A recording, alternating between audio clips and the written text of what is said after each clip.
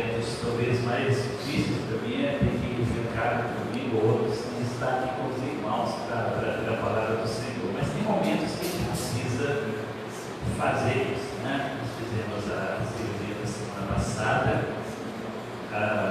ainda os pontos ainda se encontram no local que na boca ainda, mas dá para a gente conversar um pouquinho sobre a palavra de Deus, né?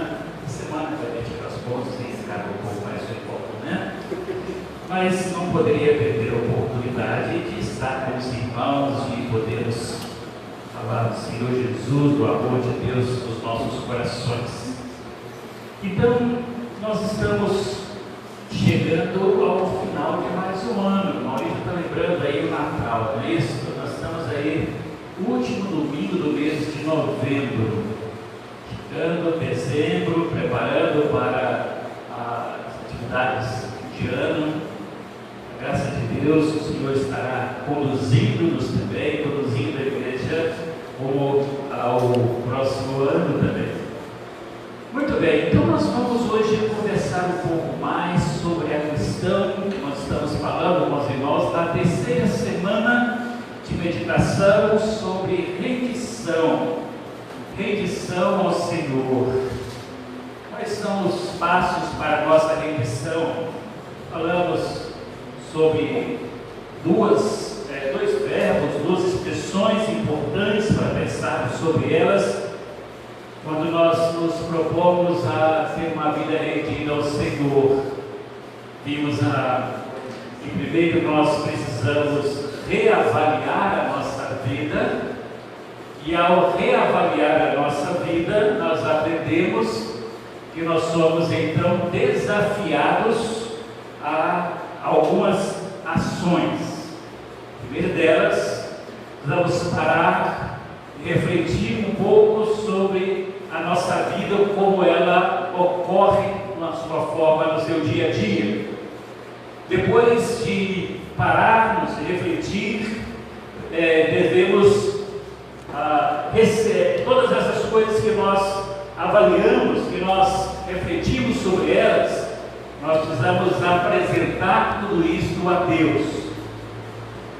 Quando nós apresentamos tudo isso a Deus, nós precisamos tomar uma decisão. Que decisão é essa? A decisão que nós mostramos na segunda semana, que é romper com algumas coisas de nossa vida. Romper com algumas coisas que podem nos impedir de viver o melhor de Deus na nossa vida. Romper com aquelas coisas que nos impedem de estarmos rendidos completamente ao Senhor. Nós destacamos 4 coisas pelo menos, ou 4 áreas pelo menos, que nós precisamos romper em nossa vida. Primeiro, precisamos romper com todos os embaraços deste mundo que nos cerca. Segundo, nós aprendemos também que temos que romper com a nossa própria rebeldia, em querer romper os embaraços e em querer ser senhores da nossa própria vida e não nos sujeitarmos completamente ao Senhor. Vimos também que para que nós possamos então romper, para rendermos ao Senhor, precisamos também romper com o nosso orgulho, com a nossa soberba. Quanto de orgulho nós guardamos no nosso coração, quanto de soberba é armazenado dentro de nós, onde nós nos achamos melhores do que os outros, achamos que nós podemos aquilo que nós, na verdade, dependemos do Senhor em nossa vida. Mostramos isso na última meditação sobre isso. Mas também vimos um 4º aspecto que nós precisamos romper em nossa vida, com a nossa mediocridade espiritual. E nós mostramos ali, Deus não está querendo olhar aquele que está na média. Na média, diante de Deus, está reprovado. Deus quer que você esteja acima da média, porque Ele entregou o seu Filho, o bem mais precioso, para que você pudesse ter algo muito maior, não ficar ali no mais ou menos. Você tem que estar sempre acima da média. Então, nós vimos nessas 2 semanas, essas duas últimas meditações sobre esses verbos de rendição, essas expressões que nós estamos aprendendo, ou ações que nós precisamos ter em nossa vida para uma rendição perfeita ao Senhor. Então hoje nós vamos ver então a terceira, e a terceira é receber. Esse é o nosso terceiro desafio, receber. Então nós reavaliamos, nós depois rompemos e agora recebemos. O que é isso? Então vamos conversar exatamente sobre isso nesta noite. E eu quero ler com você Isaías capítulo 58, a partir do versículo 9 até o versículo de número 12.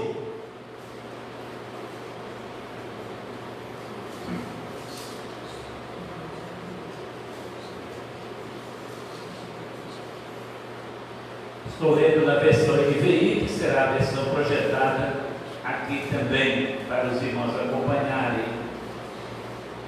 Isaías 58, versículo 9, diz assim: aí sim você clamará ao Senhor e Ele responderá. Você gritará por socorro e Ele dirá: aqui estou. Se você eliminar do seu meio o jugo opressor, o dedo acusador e a falsidade no falar, se com a renúncia própria você beneficiar os famintos, satisfizer os anseios dos aflitos, então a sua luz despontará nas trevas e a sua noite será como um meio-dia. Versículo 11: o Senhor o guiará constantemente, satisfará os seus desejos numa terra ressequida pelo sol e fortalecerá os seus ossos. Você será como um jardim bem regado, como uma fonte cujas águas nunca faltam. Versículo 12: seu povo reconstruirá as velhas ruínas e restaurará os alicerces antigos. Você será chamado reparador de muros, restaurador de ruas e moradias. Senhor, nós temos diante de nós a Tua palavra e precisamos que o Espírito Santo do Senhor revele a nós, para que a nossa mente se abra nesse momento para compreendermos a Tua palavra e recebermos aquilo que o Senhor está preparado para a nossa vida nesta noite, Pai. Que o Senhor possa falar o nosso coração, falar o nosso entendimento, não deixando, Deus, que outras vozes venham a sussurrar em nossos ouvidos, mas que nós ouçamos nitidamente a Tua voz falando ao nosso coração nesta noite, em nome de Jesus. Amém. Receber é uma palavra bem conhecida das pessoas, não é isso? Dicionários traduzem receber como aceitar aquilo que é oferecido ou aquilo que é enviado, obter a recompensa, o favor, ganhar algo, adquirir, alcançar, várias definições aí, vários conceitos, né? Melhor dizendo, desta palavra receber. Nós sabemos que é isso, desde novo nós aprendemos, né? Que é receber, estamos sempre querendo receber alguma coisa, né? Das pessoas, de Deus.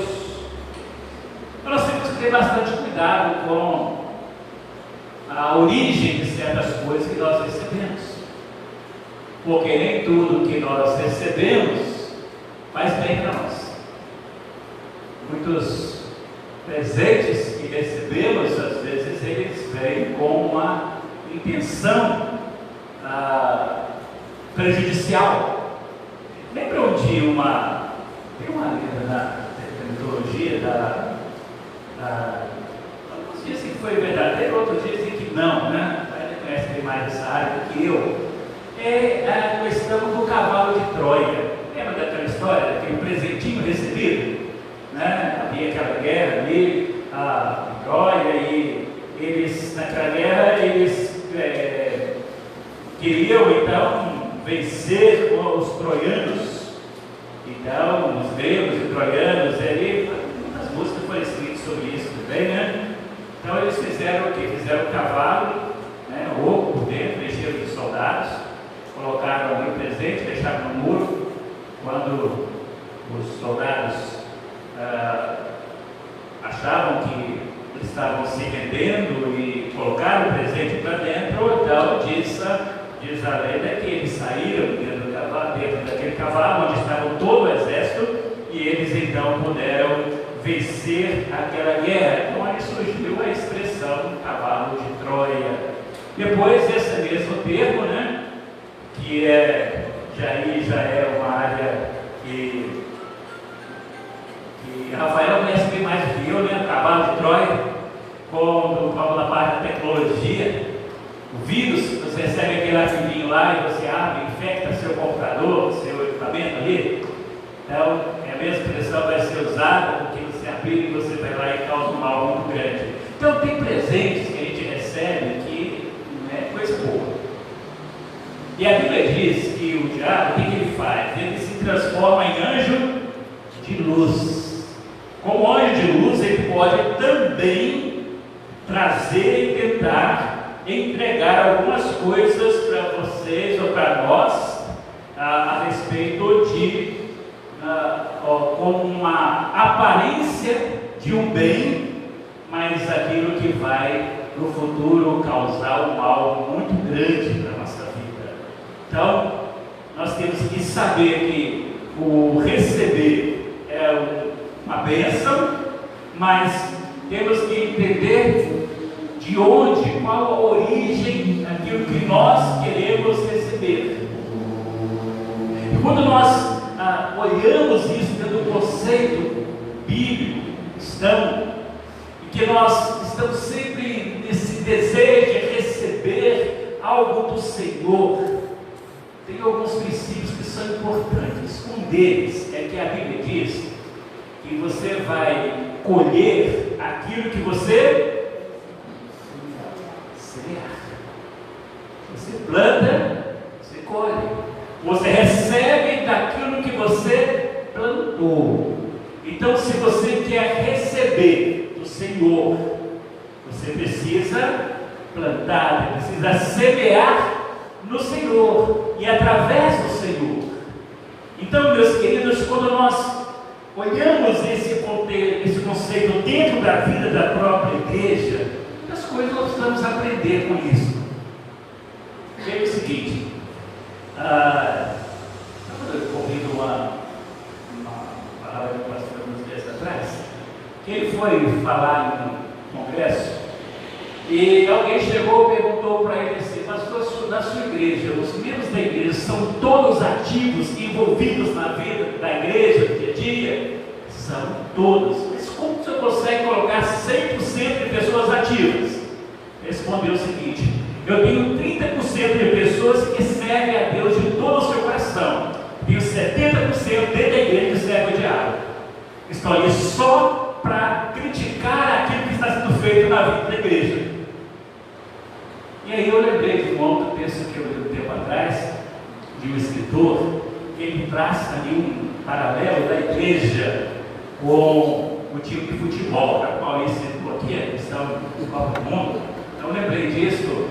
Ele faz esse paralelo que é interessante sobre a igreja como time de futebol. E é o seguinte: quando você tem um jogo de futebol, você vê ali 22 pessoas que estão correndo, que estão dando a vida pelo seu clube, seja ali agora na Copa do Mundo, ou seja nos seus clubes de futebol. E ali você tem uma plateia que é os torcedores que estão ali naquelas arquibancadas, dentro do estádio, 30, 40, 50, 60 mil pessoas estão ali. Esses 22 que estão ali dando a vida, quando eles fazem algo que é agradável para o clube que ele tosse, ele é aplaudido, ele é reverenciado. Mas quando ele não está na sua melhor fase, o que acontece com o jogador de futebol? Ele é vaiado. Isso ele então compara isso com a igreja. Tem muita gente da igreja que está entre aqueles 70% que estão ali só para vaiar. Estão ali torcendo contra. É do time adversário, estão ali para torcer contra. Não conseguem enxergar a qualidade daqueles que estão tentando produzir algo. O ideal, meus queridos irmãos, seria que se nós tivéssemos esses 100% das pessoas torcendo todos pelo mesmo time, todos olhando da mesma direção. Foi para isso que Jesus Cristo veio nos trazer salvação, para que nos colocasse no mesmo lugar. Torcemos pelo mesmo clube, torcemos pela obra do Senhor, uma obra que é única, não há duas obras, não há adversários, somos uma única equipe. Então, quando alguém erra a sua jogada dentro da igreja, todos erram juntos. Quando alguém acerta, todos acertam juntos. Então somos uma única equipe. Essa deveria ser então a nossa meta de viver então como igreja. Então, para recebermos do Senhor, nós precisamos buscar esta unidade em Cristo Jesus, buscando então permitir que o Espírito Santo produza em nós o seu fruto, que haja um fluir do Espírito Santo em nós, capaz de romper com as nossas diferenças, com a nossa forma de pensar, que diverge uma das outras. Podemos ter pensamentos diferentes em diversas áreas, seja na área de esporte, na área política, na área social. Podemos pensar diferente em todas as áreas, mas nós não podemos pensar diferente quando nós olhamos para Jesus, porque a Bíblia diz que Jesus Cristo é o autor e consumador da nossa fé, o único autor e consumador da nossa fé. E mais, Paulo diz que ele é o cabeça da igreja. Ele é aquele que é o Senhor do corpo, que é a sua igreja. Ele é aquele que está sustentando o seu povo. Então nós precisamos entender que se nós queremos receber algo do Senhor, que venha do Senhor, nós precisamos, meus queridos, deixar que o Espírito Santo, através dos seus frutos, possa ser produzidos através da nossa vida. Deixar o Senhor Deus agir em nós de tal forma que esta seiva da videira verdadeira, que é Jesus, possa jorrar em nossa mente, em nosso pensamento, em nosso coração, em nosso ser, nos nossos relacionamentos, nossa vida com os nossos irmãos, a nossa vida como igreja. E aí sim nós podemos ser uma igreja que vive com o Senhor, que recebe o Senhor. Precisamos, meus irmãos, receber o perdão que vem do Senhor. Mas quantas vezes precisamos também receber o perdão que vem dos nossos irmãos, porque nós somos imperfeitos. Precisamos receber a revelação que vem do Senhor pela sua palavra para a nossa vida. Precisamos receber a instrução do Senhor e o entendimento do Senhor na nossa vida. Receber, esse deve ser o nosso alvo, e receber do Senhor. Texto que nós lemos nesta noite, Isaías 58. O profeta Isaías está aqui ensinando a respeito da questão do jejum. Algumas questões ocorriam ali no meio do povo que desagradaram muito a Deus quando se falava a respeito de jejum. E aí Isaías vai trazer de Deus um ensinamento que para eles, dizendo o seguinte, no versículo 6 ele fala o seguinte: o jejum que eu desejo não é este, soltar as correntes da justiça, desatar as cordas do jugo, pôr em liberdade os oprimidos e romper todo o jugo. Ou seja, ele está dizendo ali, olha, nós precisamos jejum pode ser uma prática em nossa vida, sim, mas tem algo muito maior através disso aí que o Senhor quer ver em nós. E quando houver essa mudança em nós, aí sim, nos versículos 9, você poderá clamar ao Senhor e Ele vai te responder, você vai gritar por socorro, Ele vai dizer: estou aqui, pode contar comigo.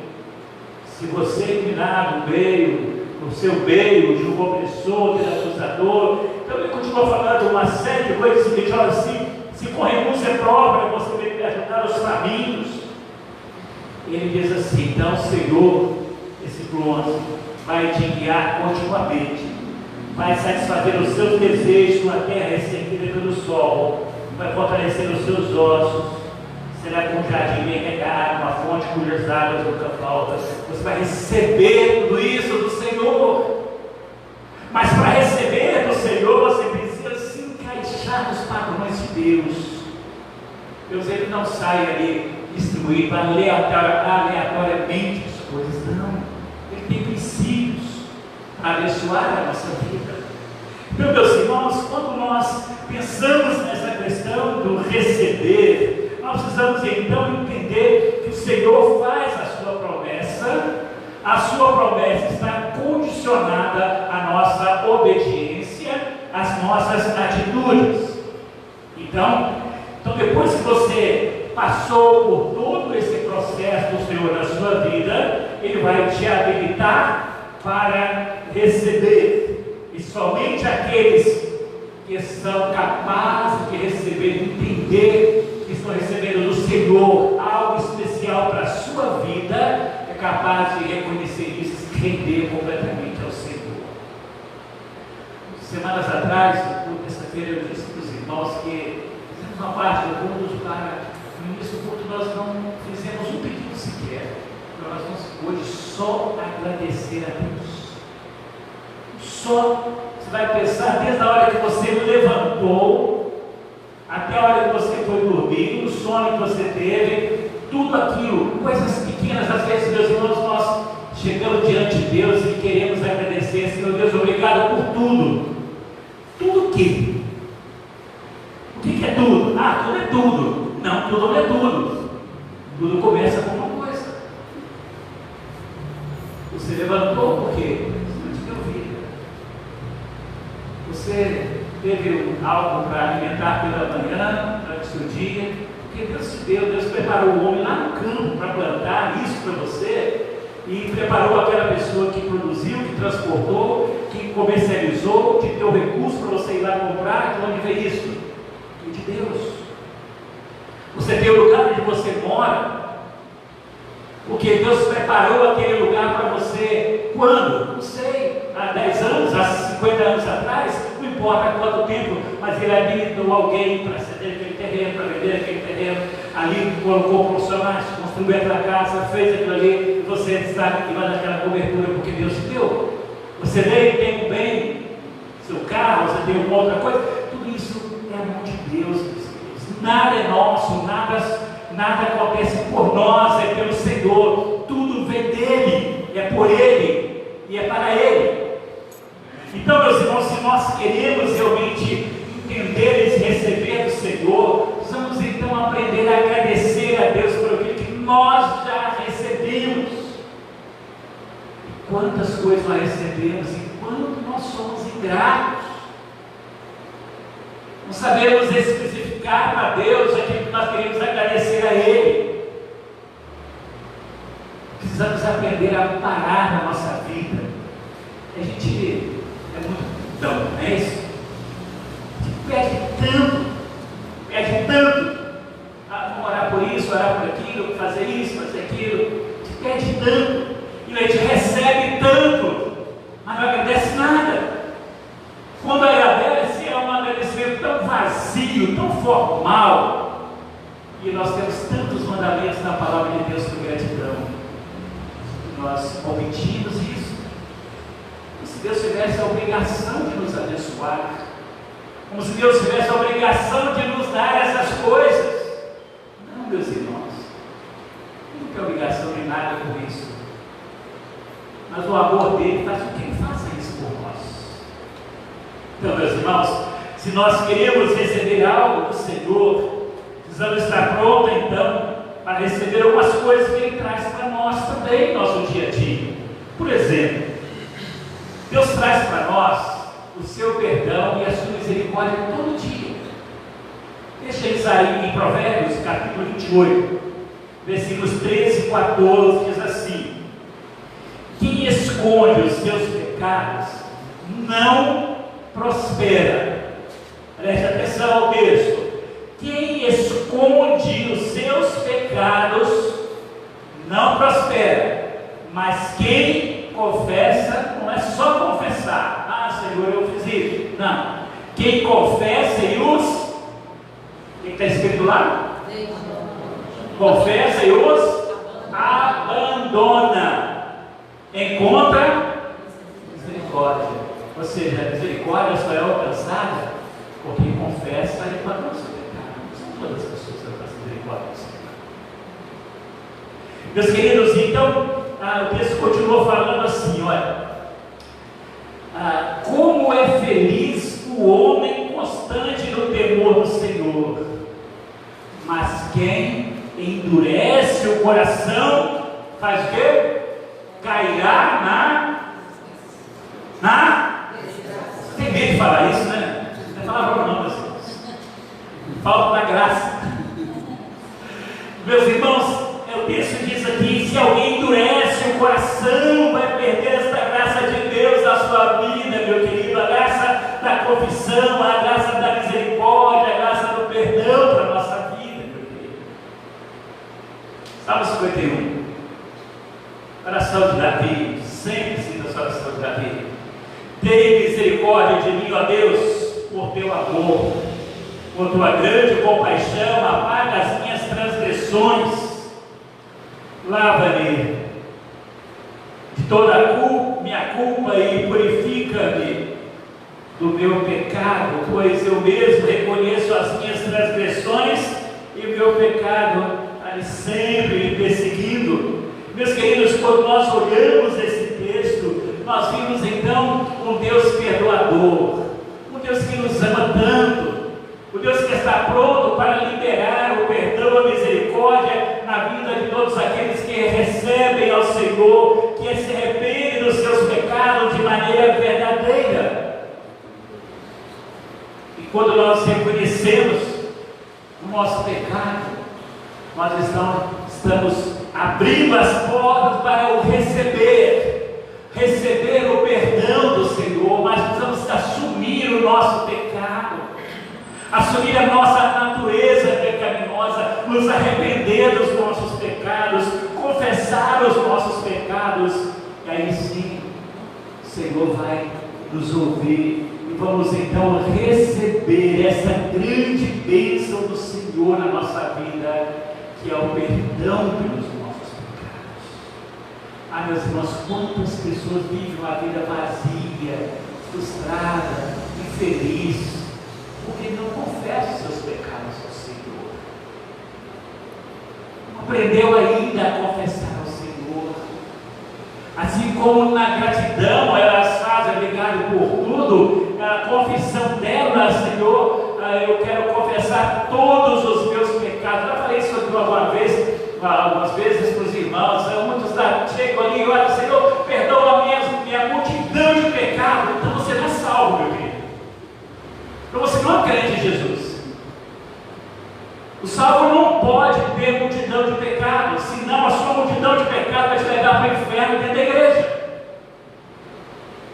Você não tem multidão de pecados, porque você confessa o seu pecado individualmente. Você não peca a multidão de uma vez, você peca um de cada vez.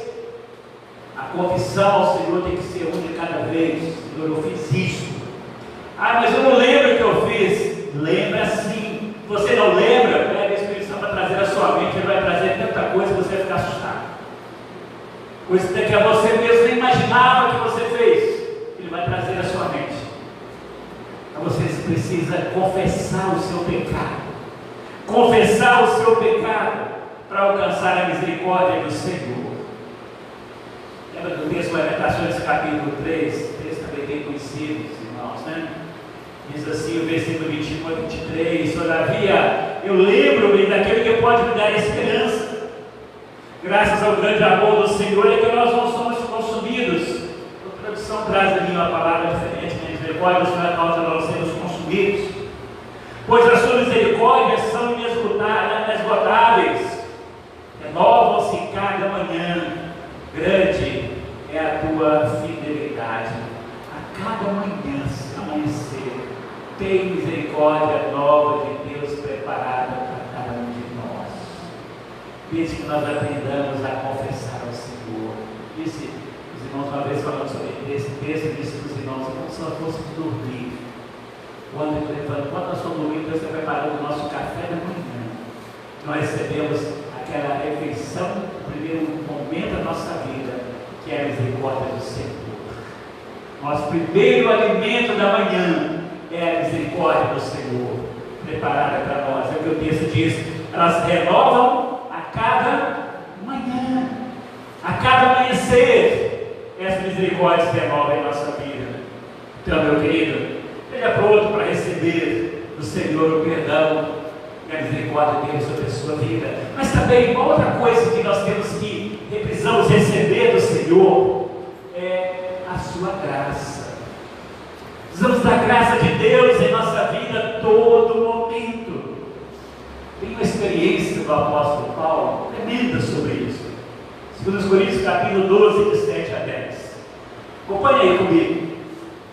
Paulo diz assim: olha, para impedir que eu me exaltasse por causa da grandeza dessas revelações. Ele está falando sobre ter ido um homem que foi até o céu, e ele fala ali sobre revelações que recebeu, e diz o seguinte: olha, para que não me exaltasse por causa da grandeza das revelações, foi-me dado um espinho na carne, um mensageiro de Satanás para me atormentar.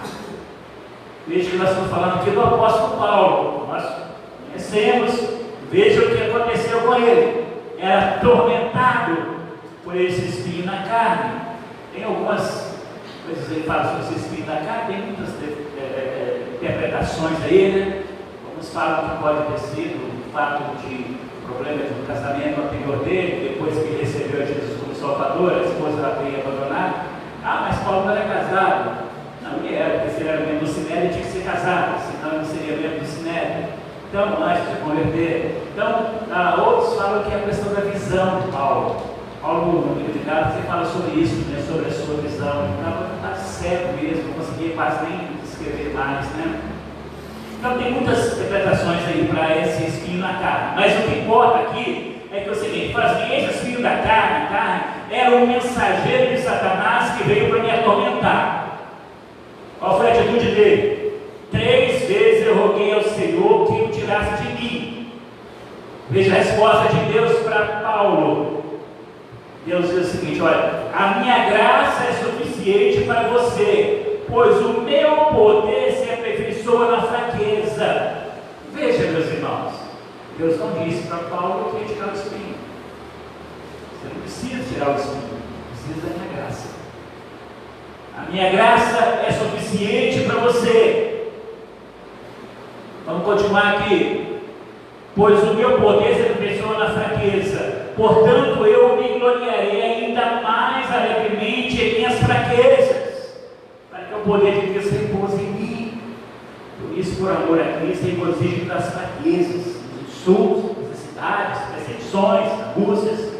Pois quando eu sou fraco, eu sou forte. Sabe por que Paulo diz isso? Porque na graça de Deus, quando tudo parece que está perdido, eu me renovo, revigoro as minhas forças. Quando parece que não tem mais jeito, o Senhor traz a solução para mim. Ele pode não tirar o meu espinho na carne, mas o poder de Deus nos aperfeiçoa na minha fraqueza.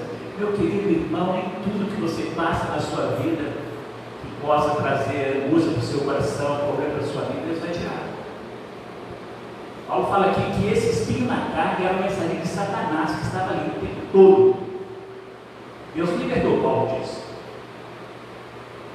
Mas ele aprendeu que a graça de Deus era maior do que o espinho que ele tinha na carne.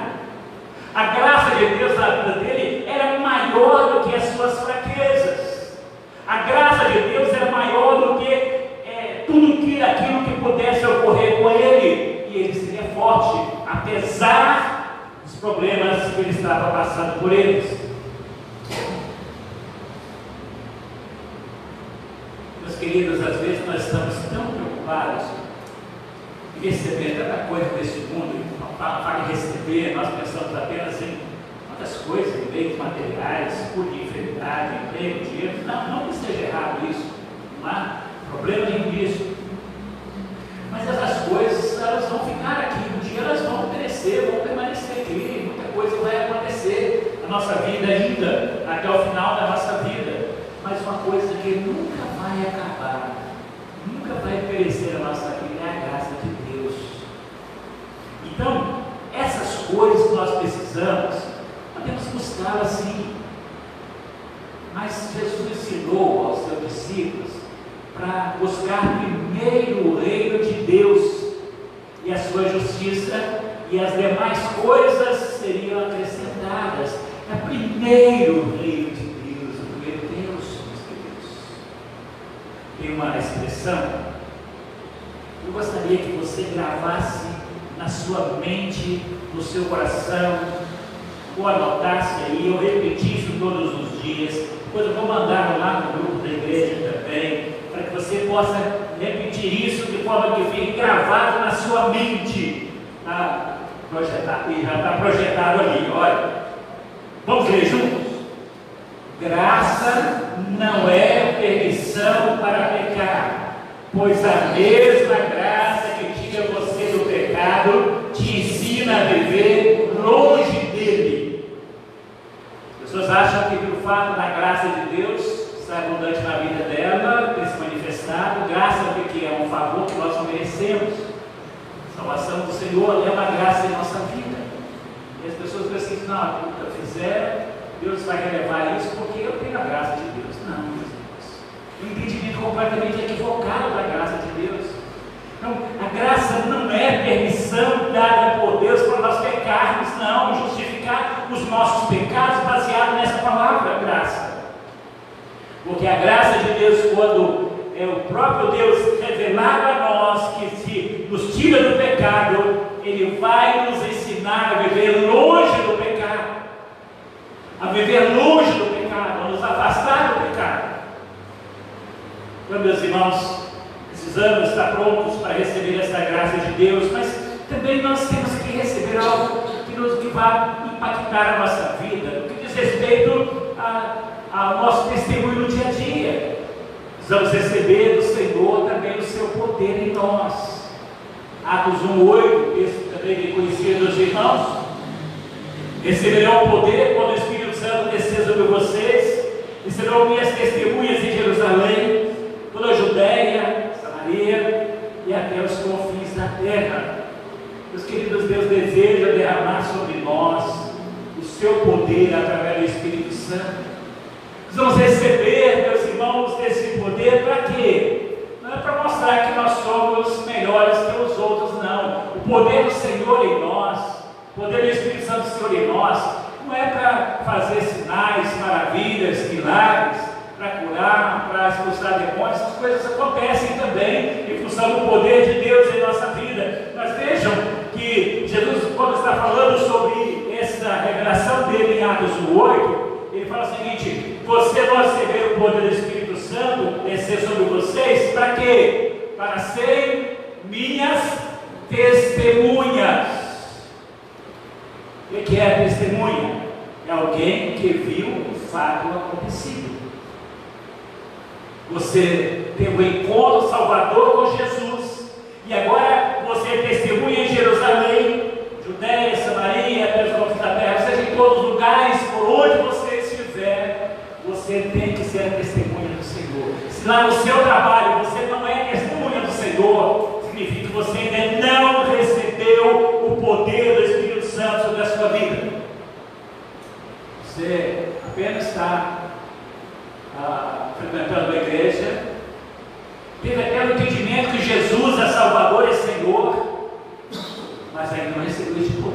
Porque o dia que esse poder do Espírito Santo desce sobre você, você é testemunha de Jesus lá na sua casa, lá com seus vizinhos, lá no seu ambiente de trabalho, no seu lazer, com seus amigos, na sua forma de falar, no seu vocabulário, na sua forma de conviver com as pessoas. Você é uma testemunha de Jesus.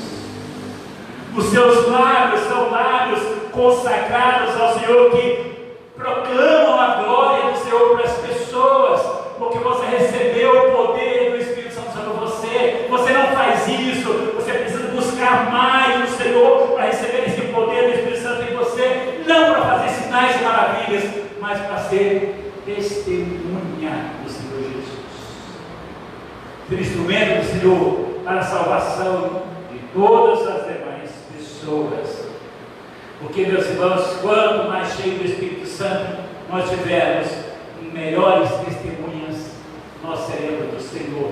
E, finalmente, eu quero lembrar você uma outra coisa que nós precisamos receber do Senhor, que é a sua libertação para a nossa vida. Vejam, Romanos capítulo 7, mais uma vez Paulo falando da sua experiência com Cristo, a partir do versículo 15, ele fala assim: não entendo o que faço, pois não faço o que desejo, mas faço aquilo que eu odeio fazer. E se faço o que não desejo, admito que a lei é boa.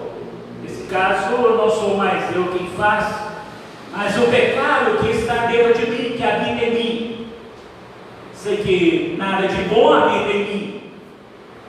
Então isso aqui nos ajuda a entender que às vezes as pessoas começam a achar que ela tem coisas muito boas. Tem sim, mas veja que ele diz o seguinte: olha, nada de bom habita em mim, a minha natureza carnal, a minha carne, nada de bom habita em mim, isto é, em minha carne, porque eu tenho desejo de fazer o que é bom, mas eu não consigo realizar isso. Pois o que faço não é bom, não é bem o que desejo, mas o mal que não quero fazer, esse eu continuo fazendo. Ora, se faço o que não quero, já não sou eu mais que faço, mas é o pecado que está dentro de mim, a minha natureza pecaminosa precisa ser transformada, que faz isso. A questão, meus irmãos, não é aquilo que eu faço, é aquilo que eu sou, a minha natureza pecaminosa. E Paulo faz uma pergunta: ah, que miserável homem que eu sou, quem me libertará do corpo sujeito a esta morte por causa do pecado? E ele mesmo dá a resposta: graças a Deus por Jesus Cristo nosso Senhor. Amém? Ele é aquele que vai nos libertar do poder do pecado e da morte. É Jesus. Não é o que eu represento na minha igreja, não é o que eu represento na minha empresa, não é o que eu tenho, não é aquilo que eu possuo, mas é quando eu reconheço quem eu sou. Eu sou um homem miserável, pecador, que precisa da graça de Deus, que não consegue vencer o pecado sozinho, que é a natureza, que é a minha natureza, quer fazer o que é errado, quer sempre cometer os pecados, mas quando eu me sujeito ao Senhor, Ele então transforma esta morte em vida. É Ele quem faz isso, e graças a Deus, diz Paulo, por Jesus Cristo nosso Senhor, que faz isso na minha vida. Mas, meu querido irmão, para que haja uma rendição em nós, através de uma libertação verdadeira, vamos entender um princípio: que não existe libertação para ninguém sem a palavra de Deus no seu coração. Salmista 11:19 diz assim: escondi a tua palavra no meu coração, para o quê? Para eu não pecar contra ti. O que nos leva a essas atitudes pecaminosas é exatamente a falta desta palavra em nosso coração. Fala sempre sobre isso, a palavra de Deus com vocês. é de que passa, as pessoas estão mais conhecedoras de todas as áreas, no esporte, no político, social. Tem gente que segue aí umas pessoas aí em rede social que estão ali, passam horas e horas ouvindo, sabe, da vida de todo meio aí no tempo, no dia a dia. Mas quando você chega a conversar com ela sobre Jesus, é uma vida vazia, oca, total de Jesus, de conhecimento da palavra de Deus, não nada da palavra de Deus. Tem a Bíblia em dezenas e dezenas de versões nos seus celulares, escrita, diversos para você ouvir, para você ler de todas as maneiras. Você não lê a palavra de Deus. Gastam tanto tempo com tanta coisa desnecessária, mas deixa de viver aquilo que é mais importante para a sua vida, meu querido. Sem a palavra de Deus no seu coração, você está derrotado, completamente derrotado. Lembram da tentação de Jesus em Mateus capítulo 4? Não vou ler o texto, depois você pode ler na sua casa, Mateus capítulo 4, de 11. Ali na tentação de Jesus, o diabo vinha trazendo para Jesus algumas coisas da palavra, da palavra de Deus, como se fosse verdade. Qual que é a resposta que Jesus sempre dava para ele? Está escrito. Ele não repreendeu Satanás em momento algum, em outro momento, com outra palavra. Ele não amarrou Satanás como as pessoas fazem, tentam fazer aí no dia a dia, né? Com tal de amarra e solta, né? Mas as pessoas, eles não faziam isso, não amarravam nada disso, só dizia, está escrito. Só isso. Quando você conhece a palavra de Deus, você tem a maior arma que você pode ter para repreender os poderes malignos na sua vida. A palavra de Deus, porque está escrito. Mas sabe por que você vive na prática do pecado, não consegue vencer esse pecado tão forte na sua vida? Porque você não tem a palavra no seu coração para repreender essa ação maligna na sua vida. Aqueles maus pensamentos que vêm a você, você não tem a palavra no seu coração, você não colocou a palavra de Deus no seu coração, você não tem nada para repreender a Satanás, a sua palavra não tem valor algum, a minha palavra não tem valor algum, é a palavra de Deus que tem poder para destruir todas as fortalezas, todos os poderes malignos desse mundo que vivemos, diz o apóstolo Paulo. Se você não tiver tempo para estudar a Bíblia, meu irmão, você está perdido. Completamente perdido. Você pode ser uma pessoa até muito bem intencionada nas suas ações no dia a dia. Você pode ser alguém que até realmente tem um certo temor a Deus. Mas você é um escravo de Satanás se você não tem a palavra de Deus no seu coração, guardada no seu coração, para praticar essa palavra. Porque não existe redenção e libertação sem a palavra de Deus no seu coração, na sua vida. Meu desafio é: comece a ler a Bíblia, meu querido irmão. Você não quer saber, fica meio perdido como ler? Uma sugestão para você: comece a ler ali o Evangelho de João. Não comece pelo Velho Testamento, não. Comece a ler o Evangelho de João. Ali você vai ler João, depois você lê Atos, Romanos, e vai lendo até Apocalipse. Depois de terminar o livro de Apocalipse, aí você volta e lê novamente Mateus, Marcos e Lucas. Acabou ali, de ler ali, aí você vai começar a ler o Velho Testamento.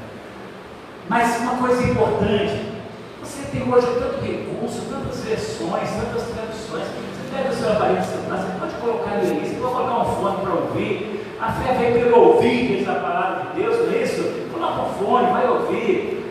Você pode ler também, pode acompanhar o texto ali. Pega versões diferentes. Você não quer aquela versão tradicional, essa que eu estou lendo, uma outra. Tem várias versões. Meus irmãos, hoje Deus você não pode dizer nada para Deus, se desculpar diante de Deus que você não ler a Bíblia e não entender a palavra de Deus, porque Ele colocou tudo isso diante de nós. Todos os recursos, tanto da tecnologia, quanto os recursos da imprensa, da mídia, de todas as mídias para nós. E você não tem desculpa nenhuma mais para não conhecer a Bíblia. A única coisa que te impede de chegar à palavra de Deus é exatamente a sua escravidão espiritual. São esses laços que o diabo utiliza na sua vida para não deixar você se aproximar da palavra de Deus, porque ele sabe que o dia que você se aproximar da palavra de Deus, ele vai perder o domínio sobre você. Então ele vai te afastar da palavra o tempo todo. Ele não vai permitir que você tenha tempo para ele, que tenha tempo para a palavra de Deus. Então, meus queridos, tenha tempo para estudar a palavra de Deus. Leia a Bíblia, ouça a Bíblia. Tem coisas que às vezes é difícil de entender, não importa, continue lendo. O Senhor, o Espírito Santo de Deus vai trazer para você a revelação no momento que você menos esperar. Jesus falou para os discípulos, para dizer o seguinte: muitas coisas vocês não vão entender agora, no tempo certo vocês vão compreender para vocês. E o Espírito Santo é aquele que nos ensina. Mas você só vai ser ensinado se você quiser aprender. Então, meu querido, eu quero desafiar você. Quer ter uma vida retida e liberta? Comece a estudar a palavra de Deus. Leia a Bíblia. Tempo do Senhor. Viva esse novo tempo com o Senhor. Jesus mesmo disse em João 8,32: conhecerão a verdade. A verdade faz o quê? Liberta. Conhecer a verdade é libertador. Ela nos liberta. Só ela pode nos libertar. Então, tem alguma coisa que está te escravizando? Tem algo que está te prendendo? Então, faça a Bíblia que você vai ser liberto. Confie ao Senhor a sua vida. Entregue a Jesus a sua vida. Confesse seus pecados a Ele. Abandone os seus pecados. Comece a caminhar com o Senhor. Renda-se ao Senhor. Rendidos ao Senhor, nós então seremos vitoriosos. É isso que o Senhor quer fazer de nós. Amém? Amém? Meus queridos, que Deus possa nos dar graça para entender essas verdades. Que possa realmente receber do Senhor hoje essa palavra para transformar a sua vida nesta noite, em nome de Jesus. Amém? Sim, pastor, vai falar?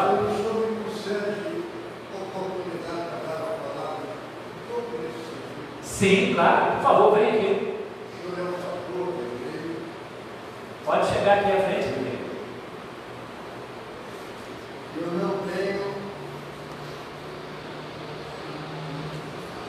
Eu não sou digno de dizer nada mais e nada menos daquilo que foi dito. Amados irmãos, não há outro caminho a não ser Jesus Cristo. E ninguém poderá conhecer o Senhor Jesus Cristo a não ser pelas Sagradas Escrituras. Irmãos, eu tenho 40 anos de ministério numa igreja. Pela graça e misericórdia do Senhor. Na verdade, eu tenho pedido aos irmãos, já pedi algumas vezes para me jubilar. Eu estou com 82 anos e o meu filho mais velho tem 62 anos. E quando eu pedi há 2 anos atrás, um diácono, eu disse o seguinte: nós queremos o Senhor aqui, ele não precisa de muleta. Levantou um diácono, um outro irmão, que é meu filho na fé, pela graça de Deus, disse ainda que seja de cadeira de roda. Nós queremos o Senhor como presidente da igreja. Irmãos, não existe privilégio melhor. Olha, não é médico, não é juiz. Eu tenho tido a oportunidade de falar com o juiz em reunião, em fórum, em audiência, lá em Bonfim. aqui no fórum aqui em BH, eu me esqueci o nome dele agora no momento, da Faed. Irmãos, disse para ele: Senhor juiz, te respeito como juiz, mas não há sobre o Senhor nenhuma autoridade que não tivesse vindo lá de cima. É quase como a loucura de falar isso, uma oportunidade dessa. Mas, meus irmãos, sabe por quê? Eu estou com a sua virada para o meu irmão. Não, pode continuar. Eu tenho que ajoelhar nos pés dele. Irmãos, olha,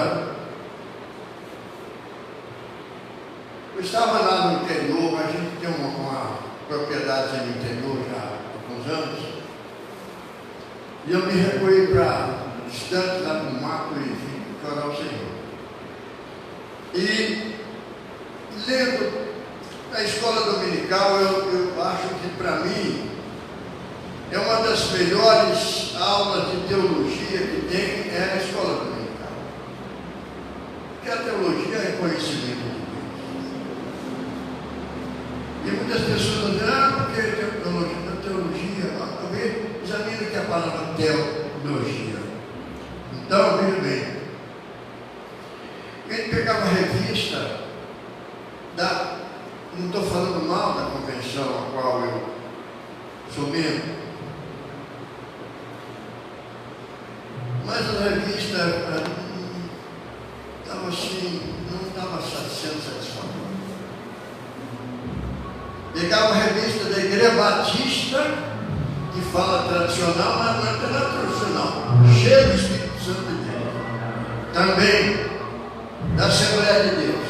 Meu pastor, vocês, como é que essa cabeça louca sua não concordando? Não. Eu estava lá no mato, ajoelhado no meio do mato, lá. Falei, Senhor, tem misericórdia. O que nós vamos ensinar para os professores que estão reclamando, que os alunos estão reclamando, está repetitivo? Falei, como que eu vou fazer? A Bíblia é repetitiva. Não tem jeito de mudar a repetição dos textos, dos versículos da Bíblia. Tem traduções diferentes. Meu pastor disse aqui, eu posso dizer assim, meu pastor, porque ele é superior a mim, porque Paulo me disse que considera os outros superiores a ti. E me falou aos Filipenses, tanto em Romanos e Filipenses. Então eu tenho que considerar, sim. Então, eu falei, olha, falei com Deus, Senhor, me dá um meio, o que eu vou fazer, o que eu vou fazer. E lá o Senhor colocou no meu coração dele só a Bíblia, na escola dominical. Eu tenho alguma coisinha que me entristece, mas não é coisinha, são coisonas. Algumas igrejas deixaram de ter escola dominical. Eu não entrei no movimento aí de Bogotá, essas coisas todas, não entrei, porque não faz do meu jeito, não é aquilo que eu aprendi com o saudoso Elias Torrini, e com o Lucimélio de Almeida Campos, e com o Daniel Leite Fonseca, e outros pastores antigos, e que aprendeu sistema. Eu nasci batista, irmãos. Eu nasci batista porque nasci de novo na igreja batista, pela graça de Deus. Então, aquela igreja de Corinto, no tempo do pastor de Nascimento, eu creio que o senhor, quantos anos o senhor tem, pastor? 73, eu estou com 82 anos, mas eu tenho filho com 62 anos, né? Irmãos, de Nascimento, na cidade do norte de Minas, homem que deixou um legado de vida para mim, sofreu muito. Não vou entrar em detalhe. Depois, o doutor Pedro, eu fui um perseguidor daquela igreja, cachaceiro daquela igreja, perseguidor do Evangelho. E crente ia na minha porta para falar para mim, eu estava tudo sob o nome de Vicente Celestino, um homem humilde demais. Eu maltratei tanto aquele homem. Não é aquele cantor que vocês conhecem por aí, não. De pagode, não é? Um cristão verdadeiro. Então, amados irmãos, eu, conhecendo essas experiências, sim, de pessoas, e lá naquele lugar me lembrei, me ajoelhei naquele mato ali, e fiquei lembrando e recordando, Senhor, não pode. Muitas pessoas falam, não, esquece do seu passado, não. Eu particularmente respeito o ponto de vista individual, cada pessoa pensa de uma forma. Mas eu tenho que lembrar onde eu estava e onde eu estou hoje. Pela graça e misericórdia de Deus. Então, amados irmãos, ali Deus falou comigo, lê só a minha palavra. Eu estava de férias, estava fazendo. Vim para casa, quando cheguei no dia, só estava foguete, estava chegando de festa, estava com saudade de mim, fizeram aquela festa, com uma nora que tem muita consideração comigo, uma neta minha superintendente da escola dominical. Quando eu entrei lá, que passou, terminou a escola dominical, chamou o pastor vem à frente para terminar, fazer o encerramento. Quando ela veio, eu vindo do corredor, e ela vindo, me parou no meio, pastor, não me tratou como avô, pastor, porque eu digo para meus filhos, vocês aqui são ovelhas, lá fora vocês são meus filhos, e se for para me tratar, chamar a atenção, corrigir, eu corrijo como membro, lá fora eu trato como filho. Eu não deixo de ser filho. Eu creio que vocês estão entendendo melhor que eu, são mais inteligente que eu. A minha neta disse, pastor, estou sentindo uma coisa, eu tenho orado a Deus, estou achando tão difícil, os professores e alunos estão discordando de alguns ensinamentos da revista. Nós podíamos ler só a Bíblia. Eu não respondi nada, foi você. Resposta de Deus. Começando do Gênesis ao Apocalipse, gastou 7 anos, capítulo por capítulo e versículo por versículo. Terminou. Eu sei que eu não vou chegar lá no final agora, que nós somos agora outra vez em Deuteronômio. Será que eu vou viver mais esses tantos anos? Deus sabe. Mas eu tenho dito para a igreja, irmãos, se Deus me desse mais 82 anos para me aprender mais um pouco, porque eu sei que nada sei. Tem muito que aprender. Nós tivemos na escola dominical, o pastor pregou aqui, que nós estudamos na escola dominical. Por que eu estou aqui nesta noite? Eu conheço a igreja. Esse irmão ali de cabeça abaixo ali, parece que eu conheço o irmão. Vocês estão enganados. Aquele bairro industrial? Mas como parece? Então, veja bem, eu estou aqui, sabe por quê? Porque nós estamos formando a nova diretoria da igreja. E não é fácil a gente conseguir as pessoas que queiram fazer a obra de Deus. É muito difícil. E nós hoje estudamos sobre esse assunto, né? A questão do pecado. Irmãos, infelizmente, foi dado um exemplo, então assim, eu sei que é o horário de vocês aqui, porque o horário lá na nossa igreja não termina nesse horário, 9 horas. Então, cada dessa epidemia que surgiu, essa coisa, uma coisa tão simples mesmo, arcaica, muito arcaica. Uma caixa d'água caiu-se lá, um pouco dentro dela, uma brecha lá e caiu lá dentro. E ele apodreceu. E chegava lá no bebedouro, então a água, estava tomando a água, e sentia aquele mau cheiro que estava na água.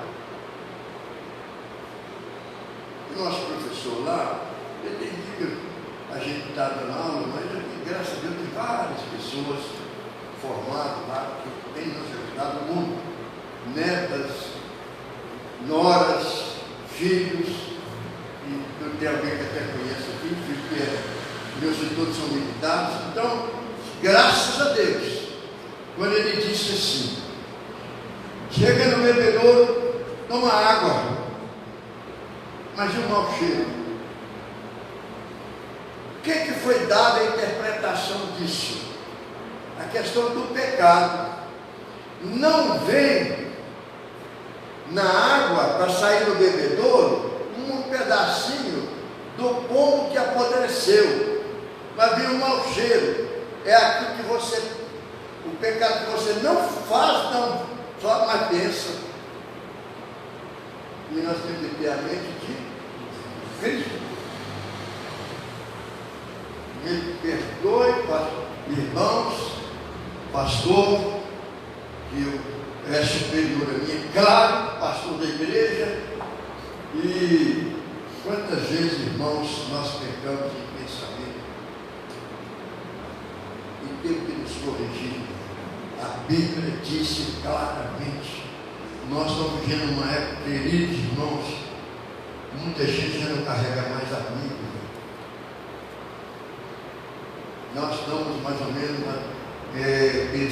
já conhecendo 27 países que já estão fechadas as igrejas. Igreja que hoje é bar, igreja hoje que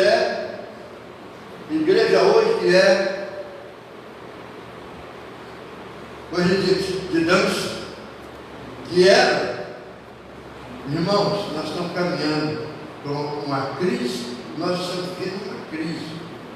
Se Deus não tiver misericórdia de nós, se Deus, Ele tem, mas se nós não nos convertermos dos nossos maus caminhos, porque se eu falar com vocês que eu não sou pecador, eu serei um mentiroso, e a verdade não estará em mim. Me permita, eu posso, não estou na doutrina não. Eu trabalhei 16 anos em comissão de ética no Estado, e esse negócio de ética para mim é uma coisa muito complicada e muito séria. É uma das doutrinas. A Bíblia é uma ética tremenda do Espírito Santo, mas o Pai, Filho e Espírito Santo, não trabalham juntos, como diz Amós 3:3, como poderão andar os dois juntos se estiverem com um acordo? Então, não há ferimento de palavra, mas muitas vezes nós precisamos, irmãos, pedir a Deus misericórdia, porque o nosso país está à beira do caos. Nós estamos à beira do caos. Tá? Ora, se Deus não tiver misericórdia de nós, muitas igrejas vão ser fechadas. Eu não vim aqui, pelo amor de Deus, eu não vim aqui para falar, não. Eu vim aqui, sabe por quê? Porque eu falei com o vice-presidente, são vários pastores que trabalham comigo, pela graça de Deus, eu não mereço, eu sou presidente já 40 anos. Eu quero entregar. Eu vou ver se esse ano, final de ano, janeiro, me deixam descansar, para visitar as igrejas, como sempre visitar, já vou, Turmalina, Diamantina, Governador Valadares, Montes Claros, Banho-Açu, esse lugar tudo mandado pela convenção para trabalho de ética. Então, irmãos, é muito bom visitar as igrejas, e aprender, eu estou aprendendo aqui nessa coisa. Por quê? Deus confirmou a palavra, aquilo que nós falamos hoje de manhã, e a necessidade que a igreja tem.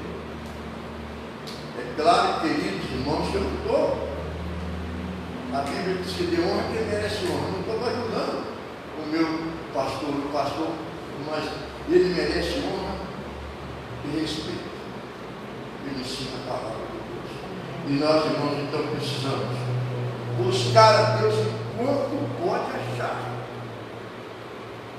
Enquanto pode achar. Eu não posso falar, sei cada tempo, eu estou ultrapassando, e para dar uma pequena palavra, mas tem crente que fala demais, que eu não quero criticar os crentes, então eu estou falando demais. Então, irmão, oração. Nós estamos clamando o povo, já reuni com diretoria, já reuni com o diaconato, já reunião com as lideranças.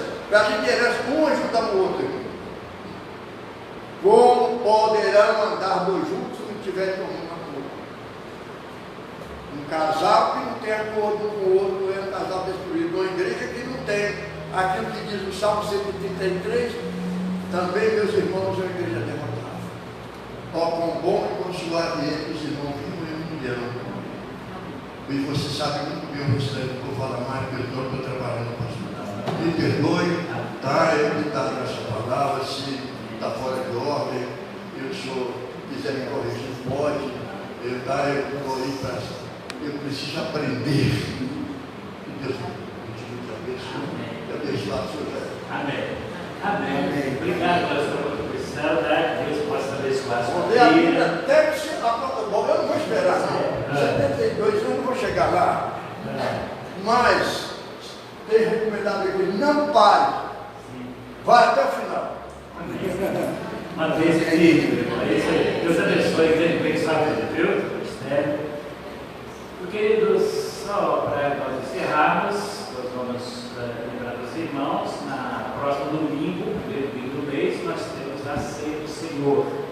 Então, no próximo domingo e também nós vamos considerar a nossa quarta semana sobre a nossa rendição.